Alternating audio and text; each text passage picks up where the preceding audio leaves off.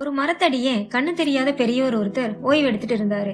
அந்த வழியா வந்த ஒரு ஆளு, யோ கிழவா, இந்த வழியா யாராவது போன பார்த்தியான்னு மரியாதை இல்லாம கேட்டாரு. இல்லப்பா, அப்படி யாரையும் நான் பார்க்கலையேன்னு சொன்னாரு. அவர் போன கொஞ்ச நேரத்திலேயே இன்னொரு ஆள் வந்து, ஐயா, இதுக்கு முன்னாடி யாராச்சும் இந்த வழியா போனதை நீங்க பார்த்தீங்களான்னு கேட்டாரு. ஆமா ஐயா, கொஞ்சம் முன்னாலதான் ஒருத்தர் போனாருன்னு சொன்னாராம். கடைசியாக ஒருத்தர் வந்து, பெரியவரே வணக்கம், இதுக்கு முன்னாடி யாராச்சும் இந்த வழியா போனாங்களா அப்படின்னு பணிவோட கேட்டாராம். மன்னா, முதல்ல ஒரு இளைஞர் போனாரு, அடுத்து ஒரு அமைச்சர் போனாரு. 2 பேருமே நீங்க கேட்ட இதே கேள்வியத்தான் கேட்டுட்டு போனாங்கன்னு சொன்னாராம். அதுக்கு அவருக்கு மிகவும் ஆச்சரியமா இருந்துச்சா. நான் ஒரு மன்னர்னு உங்களுக்கு எப்படி தெரியும்? உங்களுக்கு தான் கண் பார்வை இல்லையே அப்படின்னு மன்னர் கேட்டாராம். ஒருத்தர் பேசுறத வச்சு அவர் யாரு, அவர் தகுதி என்னன்னு தெரிஞ்சுக்கலாம். முதல்ல வந்தவர்கிட்ட மரியாதையின்மையும், 2வது வந்தவர்கிட்ட அதிகாரமும், 3வது வந்த உங்ககிட்ட பணிவும் தெரிஞ்சது.